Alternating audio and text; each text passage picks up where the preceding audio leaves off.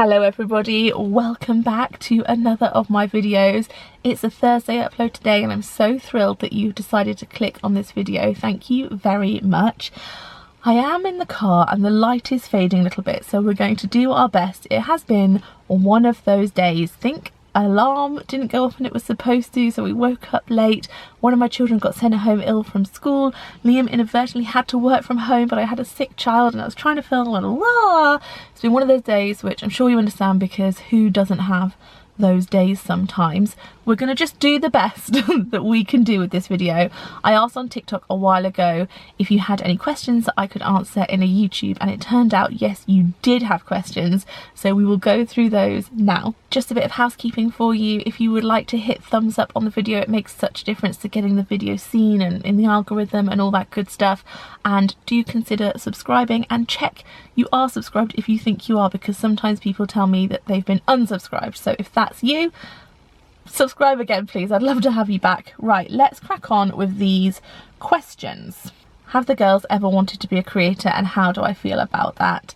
Pearl has never expressed any interest in being a creator. She's 6, so at the moment I don't think she's thinking that far ahead, but Darcy really has. She makes lots of little reels and content, and she has a private Instagram account that she just shares with her friends, and she's really good at it.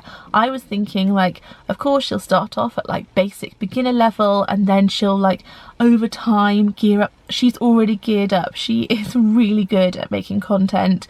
She has really good ideas. She's quite confident. She's very polite. She's very friendly. So it's really fun for me to see her do that, and she seems to be really enjoying it and like thinking about what her next steps are. But for Pearly, not so much yet. I feel really good about it. I have had a really positive experience of having this as my job. I think the one thing I would want for them though is to make sure that they also had a full education and their qualifications, so that if it didn't work out, they've got that to fall back on. I'm very aware that I started at the right time and I was in the right place, and I've had a lot of luck and good fortune with it all. So yeah, I think it's harder nowadays, and if they wanted to get into this, I'd be so thrilled, but also would want them to have like a good backup option as well. This is such a good question. Do you ever miss the peak of YouTube, and is there anything you did back then that you wish you hadn't? Jobs, brand collabs, etc. I do and I don't miss the peak of YouTube. Let's tackle that one first. I miss, like, I'll just be really honest with you, I miss like the glory of it, like the wow of it. That it was so big and bold and glittery and like amazing, like constant confetti cannons kind of vibes. It was like every day being your birthday, and obviously I miss that, because who wouldn't want to feel like that every day? But then I don't miss the come down from that. I don't miss, like, the way I would describe it would be high highs and low lows. And now like back then life was like whoa, whoa, whoa, like a roller coaster, and now life is like a lot more like this, and I think I prefer this. But of course it's human, isn't it, to miss the highs, and I sometimes like look back on that time of rose tinted glasses and I forget the lows until I like really think about it. So yes and no, missing it in those terms. Is there anything you did back then you wish you hadn't? Yes. Oh, the car's making a noise. The car agrees. The car also thinks so. I regret sharing some of my personal relationships so much, romantic or otherwise. Nowadays I'm a lot more reserved with either sharing any friends on this channel. Like, we don't see Esther so much anymore, but Esther's still here. She's still just as much in my life as she was before, but the internet has changed and evolved, and back then it felt a lot more, it felt so much smaller, like not as many people knew about it, and I can't really describe it, because I say it felt smaller, but then more people watched then, so it wasn't smaller, it was bigger, but it felt smaller, and it felt safer, and it felt like a place you could be a lot more open. I think also trolling has evolved, unfortunately, and trolling comes in many forms. It could just be someone writing like a vicious comment on a video, or it could be someone like slating you on another website. It could be someone like, well, not being funny, but like one of those sorts of comments. So there's like many different levels of it, and back then I wasn't so aware of it. And also relationships come and go, and it's really, really hard to have shared so much of something that was a huge part of your life or someone, and then to have it still there. Like, it's very hard to walk away from like hard things or sad things in your life when you've shared so much of it with so many people and they feel invested and they're part of the story and they want more of the story and talk about it a lot. Very hard for me to explain. I know I sound very vague and wishy-washy. I think because I still feel vague and wishy-washy, I have to think about that question a bit more. Maybe I will think on it for a few months and do a whole video on it. What would I do if I wasn't doing this? I would love to be a midwife. I would love to be maybe working in a school with the early years setting. I would definitely like to be doing something with children, or maybe something creative, maybe like an Etsy seller, maybe have my own craft line, something like that. Grace Morgan's just finished reading Time After Time. How did I come up with a storyline for it? So without spoiling it, in case you want to read it, I will link it below for you. I often think what it would be like if I met my mum now. So if you don't know, my mum died when I was 7, and she was 37 when she passed away. And I often think, what would it be like to meet her as an adult? Because all my experiences with her were from a child's point of view. So I would love to have a conversation with her adult to adult, and then the story evolved from there. How's the wedding planning going? Are you loving or hating it? I'm loving it now we have a wedding planner, because she is giving me so many good ideas. She is so on it with her organisation and booking things and doing like the stuff that I'm not very good at. So very excited about that. I've also booked to go and try on some wedding dresses soon with my friend, so I'll update you on that. I also think I have found the wedding shoes that I want, and have started looking for Darcy and Pearl's outfits, so we are making some progress. Nikki asks, how is your ADHD journey going? I'm not actually on an ADHD journey, but I do often wonder if I have autism or if I am autistic.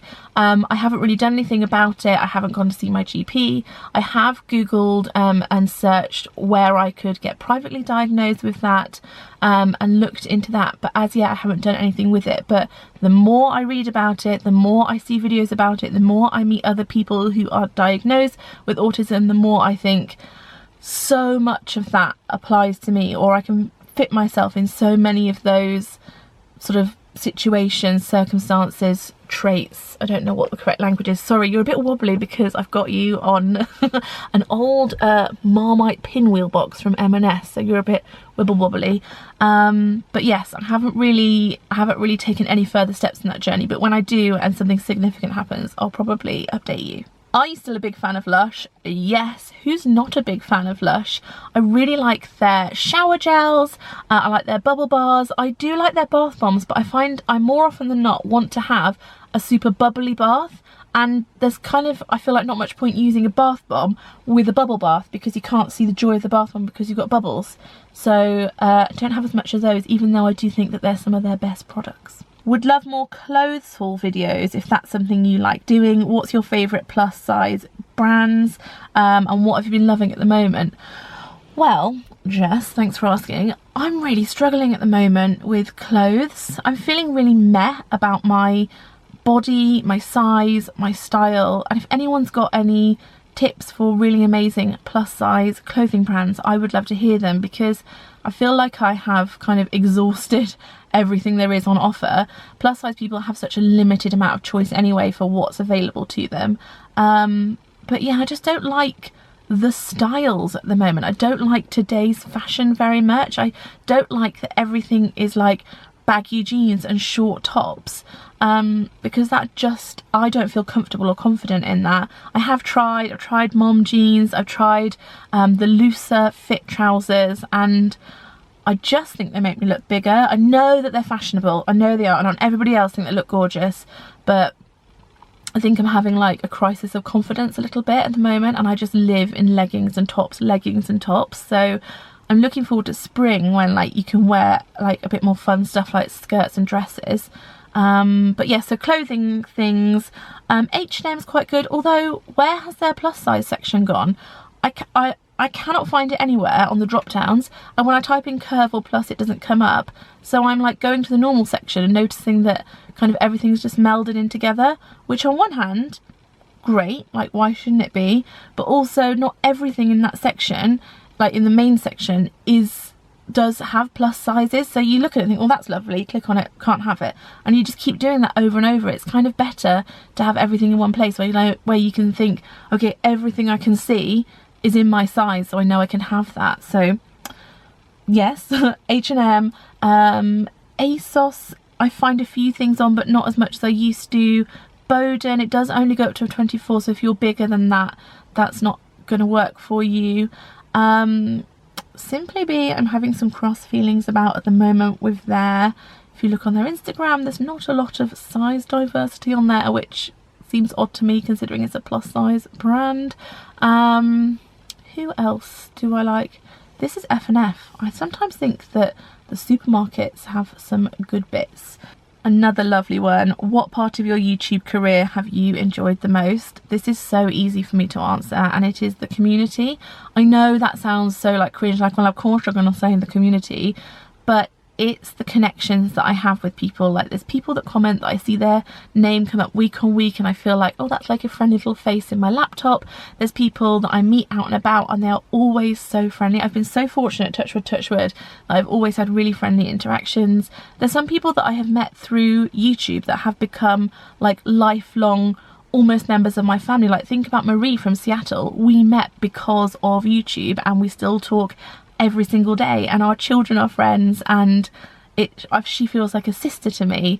Look at Dan and Phil, they're people that I just love dearly. Like, so many people in my life, and these are people that you know about, but there's also like people that have worked at management agencies and PR agencies and publishing that I've met because of this little thing that I do here that has been incredible. So I'd say it's the people that have enriched my life the very, very most. I have also enjoyed like all the cool things that you couldn't get without this. So like all the YouTube parties that are just wild, and back when we used to go to America, YouTube used to do this like creator summit. That was incredible. I like going to the YouTube HQ offices. I just think they're cool. And also, like, let's be real here for a moment, I really have enjoyed that this has been a job for me. I've enjoyed that by making these videos and uploading them, I've been able to earn an income and then not had to go back to my old office job and do this for a living. Like, maybe I should have said that a bit sooner. But yeah, I would say the people, the connections, and the cash. Is that really terrible to say that, or are we all like, yes, we get, you all know how this works now. Oh no, that was so bold for me to say that. Normally I would have not put that last bit on. 2024 Louise is a little bit out there, isn't she? What is your biggest regret from your career, such as a brand deal or trip or decision that was made? Kind of similar to the last question, but I do have a brand that was it a regret? So, being very careful, because you have to be very careful when you talk about these things. I signed to work with, I'll call them a lifestyle brand, and if you work this out, please don't just write it in the comments. We're being vague on purpose. I signed to work with a lifestyle brand because I believed in the ethos and I believed in the service / product that they provided. It was a year-long contract, and I worked with them for a few months of that contract, and I found that the service really worked, and I was enjoying it, and I was enjoying sharing my journey with it. A few months into it, they added something to their business that was so against everything that I believe in, that I brought it up to them. I was like, this makes everything different. I feel like it's really hard to promote your brand now, given this thing that you've added that I didn't know was coming. It wasn't in this country, it was in another country, and the UK team was so nice, and they're like, we totally understand what you're saying. You know, it's actually not from us that this has come from, but yes, we can see, because it was a global brand. Anyway, long story short, they were really great about it, and we decided that we would stop the contract and we would stop that job. So that meant, obviously, I don't like to talk about finances too much on here, but we pulled out of that job and everything that comes with it. But as part of that, and this was years ago now, as part of that, I wasn't allowed to talk about what had happened or why I had. And what really upset me is I saw so many horrible comments from people that like, I bet that brand dumped her because she blah blah blah, and like really was so horrible. I was like, you don't know, but I did it for all the right reasons, and I can't even say it. I was like just not allowed to speak about it. And that's like a career thing that I've not talked about on here. Oh god, I felt really like, look, oh, talking about money and talking about things like this is a bit much for me, and it's cold in the car. So yeah, I would say that that was a regret, but a regret that I couldn't really do much about because I didn't know it was going to happen, and also I just followed the rules by not saying anything, and if I'd have said something, I would have been in big trouble. So would we call that a regret? Let me know below. I need an easy question. Lucy asks, have you got any new books on the horizon? Yes, I have got a new book on the horizon, and it is so lovely. I don't know how much I'm allowed to say, but also I haven't specifically been told I can't say anything, so I would say it is not for our age group, and Darcy will be thrilled, and it involves some of our old friends from old books.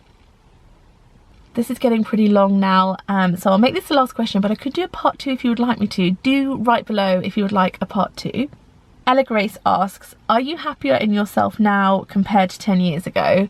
And I would have to say, absolutely, on so many layers, yes. So 2014 was 10 years ago, and that was the year that a lot of stuff in my private life was pretty dire. My marriage came to an end. I had some big shifts in my friendship groups. I didn't know if YouTube would be a career. I'd only just started making money on YouTube and like being able to pay my bills and stuff with it, and it was like so new that I was like, is this like a flash in the pan? Is this like going to be a couple of years? Am I going to be able to sustain things? Will this be okay? So I was very nervous about all of that. At the same time, YouTube, so like personal life was like crumbling, but then like online life, like work life, was like, wow, that was when it was like all bells and whistles, trips around the world, and YouTubers being in magazines, and like the height of like the Brit Crew wow vibes. And we can talk about this another time because I don't always want to talk about the past, but I think there were lots of elements of that I really enjoyed and that were really good because they were an amazing distraction from what was going on behind the scenes for me. But would I like to experience all of those things again now? I don't think so. I think that I'm where I'm supposed to be now. I've got 2 gorgeous children. Like, I didn't have Pearl 10 years ago. I hadn't even met Liam 10 years ago. I didn't live where I live. Like, everything has changed in 10 years. And whilst I did really enjoy a lot of that time, and whilst like your marriage falling apart and friendships changing is hard, it leads to the next chapter. So it's hard, but sometimes the right thing. How can I... 2014 was explosive. That is a brilliant way of saying it. Like, at home was just like, and like online was like, but now things like the dust has settled. I've found my groove. I feel like happy and stable and just like okay, and that's really nice. So yeah, definitely happier now. I hope that's an inspiration for anybody that is going through a hard time, that whilst things might seem really bleak and really like this will never end, like you might be thinking it was all right for you to say because everything's okay for you now. I remember in 2014, 15 and 16 thinking this is bleak, like I'm just never going to feel better, I'm never going to see things differently, this is just life now, this is just it. It does get better, it can get better, and you deserve a really gorgeous life. So I'll end on that lovely note because I am going to go and edit this video and upload it tonight. The light has gone a bit, but we haven't needed to use this, have we? But although maybe we have, I don't know. I have no idea what I'm going to do for a thumbnail for this. that will be a surprise for us all. Thank you so much for watching. I'll be back again next Thursday, and I think we'll have a bit of a like come out with me vlog rather than just a chit chat straight to the camera. So we'll go out and about and do something fun. All right, lots of love. Bye.